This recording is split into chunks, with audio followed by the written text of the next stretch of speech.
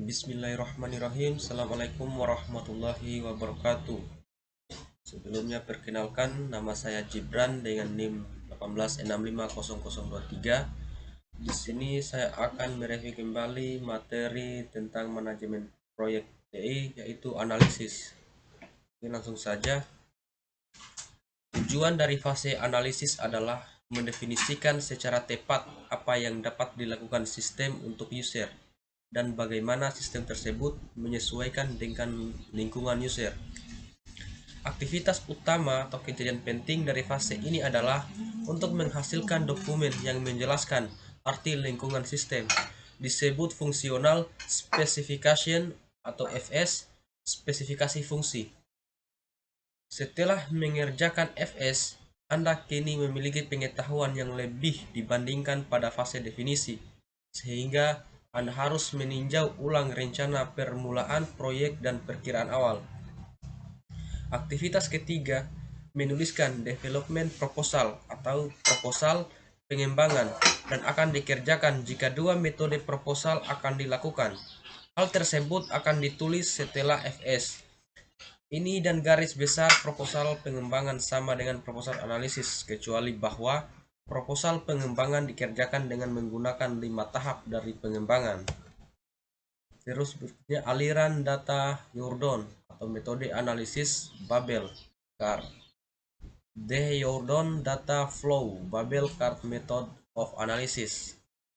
Edward Jordan menemukan sebuah metode grafik untuk mendokumentasikan dan mengendalikan proses analisis yang menjadi sangat populer.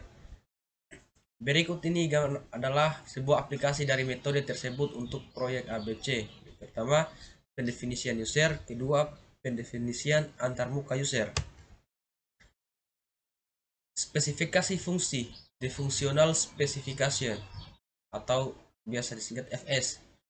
FS menjelaskan semua tingkah laku sistem dalam bentuk cerita dan gambar. Definisikan antarmuka user seperti di atas: menu-menu, perintah-perintah, respon, laporan, dan pesan-pesan dijelaskan sebanyak mungkin. Setiap perubahan di dalam lingkungan user karena sistem baru akan dijelaskan. Semua pengiriman termasuk hardware, software, pelatihan, dokumentasi, dan garansi dirinci. Terus berikutnya garis besar FS, outline of the FS. Pertama, judul halaman. Kedua, daftar isi. Ketiga, gambaran sistem atau ikhtisar sistem. Keempat, tujuan utama. Kelima, kebutuhan khusus sistem. Keenam, deskripsi komponen. Ketujuh, pengiriman yang lain. Kedelapan, perubahan spesifikasi. Kesembilan, penerimaan. 10, user dan interface tim proyek. 11, tanggung jawab user. 12, istilah, kondisi, dan asumsi. Terus teknik penulisan untuk pembaca non-teknis. Technical writing for the non-technical reader. Kegunaan lain untuk spesifikasi fungsi. Other user for the functional specification. Ketiga, case software tools untuk analisis. Case software tools for analysis. Keempat, meninjau kembali perencanaan, revising the plan.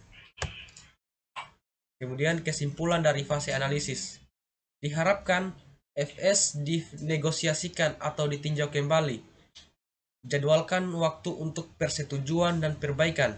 Atur batas akhir penyelesaian jika tidak disetujui di antara individu-individu atau departemen-departemen, menyebabkan analisis paralisis. Ambil satu orang dari tiap departemen dan kumpulkan dalam satu ruang, dan tekankan untuk tidak menunda pertemuan sampai masalah terpecahkan. Dan yang terakhir, kita tinjau kembali kejadian-kejadian utama dalam fase analisis. Pertama, spesifikasi fungsi yang disetujui dan ditandatangani oleh kedua belah pihak. Kedua, jika kedua langkah proposal digunakan, development proposal telah ditulis dan dibeli oleh user. Ketiga, PPP diperbaiki untuk memasukkan perhitungan-perhitungan baru dan jadwal-jadwal sumber-sumber masih dijalankan untuk seluruh kegiatan. Keempat, desain tingkat atas, develop level design, telah dilakukan. Hal ini mungkin tidak jelas, tetapi Anda harus mengerjakan TLD ketika Anda menemukan gagasan dan menggambarkan gambar. Saat ini mungkin bukan TLD terbaik, meskipun pada akhirnya akan digunakan juga. Tetapi itu merupakan terobosan pertama bagaimana sistem akan bekerja dan bagian utama yang akan diproduksi.